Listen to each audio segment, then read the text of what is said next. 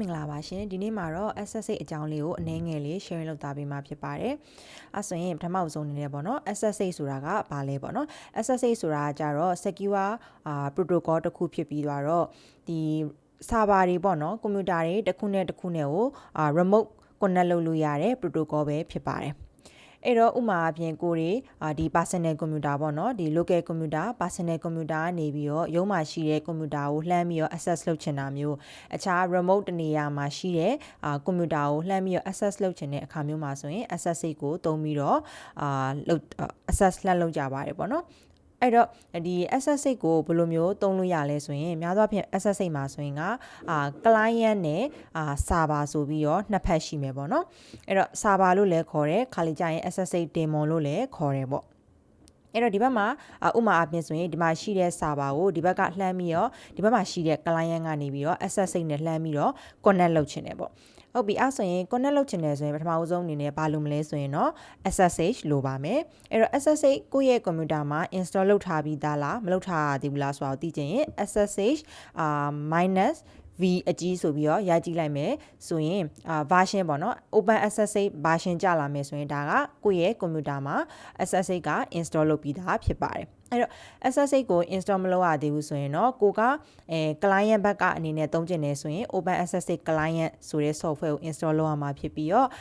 daemon ပေါ့နော်SSH daemon SSH server အနေနဲ့သုံးချင်တယ်ဆိုရင်တော့ open SSH server ကို install လုပ်ရမှာပဲဖြစ်ပါတယ်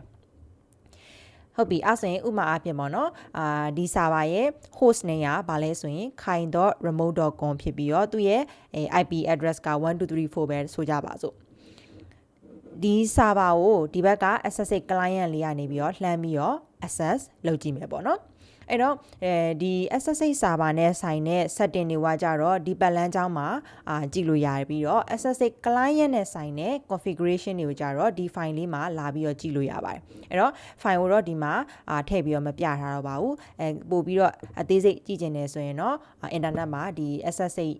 daemon တို့ဒီ SSH client တို့ရဲ့ setting တွေနဲ့ပတ်သက်ပြီးတော့ဆက်ပြီးတော့လေ့လာလို့ရမှာပါဟုတ်ကဲ့အဲ့ဒါဆိုရင်ကဲဒီ SSH ကိုလှမ်းပြီးတော့ပေါ့နော် access လုပ်တဲ့အခါမှာနီလန်2မျိုးနဲ့လှမ်းပြီးတော့ connect လုပ်လို့ရပါတယ်ပထမနီလန်ကကြတော့ password နဲ့ connect လုပ်တာနောက်တဲ့နီလန်တစ်ခုကကြတော့ PKI လို့ခေါ်တဲ့ဒီ public key နဲ့လှမ်းပြီးတော့ access လုပ်တဲ့နည်းပဲဖြစ်ပါတယ်အဲ့တော့password နဲ့ access လုပ်တဲ့အခါမှာဆိုရင်ကြတော့ကိုက SSH ဥမာအဖြစ်ပေါ့နော်SSH ဆိုပြီးတော့ဒီဘက်က server ရဲ့နာမည်ကိုရိုက်လိုက်မယ်ဆိုရင်သူက password တောင်းလိုက်မယ်အဲ့ဒီမှာကိုက password ထည့်ပြီးတော့ password နဲ့ access လုပ်တဲ့တနည်းပေါ့နော်ဟုတ်ကဲ့နောက်တစ်ခုကကြတော့ဒီ public key တွေနဲ့ access လုပ်တဲ့နည်းလမ်းပဲဖြစ်ပါတယ်အဲ့တော့ဘယ်လိုမျိုးလုပ်လို့ရတယ်လဲဆိုရင်ကိုကclient ဘက်ပေါ့နော် client ဘက်မှာကိုကနေပြီးတော့ public key နဲ့ private key နဲ့ကို generate လုပ်လိုက်မယ်အဲ့တော့ generate လုပ်ဖို့ဆိုရင်တော့ SSH keygen ဆိုတဲ့ command လေးကိုသုံးရပါတယ်အဲ့တော့ SSH keygen ဆိုတဲ့ command လေးကိုရိုက်လိုက်မယ်ဆိုရင် public key နဲ့ private key ရပါမယ်အဲ့တော့ကိုကဒီ public key ကို connect လုပ်ချင်တဲ့ server ဘက်မှာတွားပြီးတော့ထားပေးရပါမယ်အဲ့လိုဆိုရင်နောက်ချိန်ကိုကpassword မသုံးတော့ဘဲနဲ့ SSH ဆိုပြီးတော့ကိုခေါ်ခြင်းနဲ့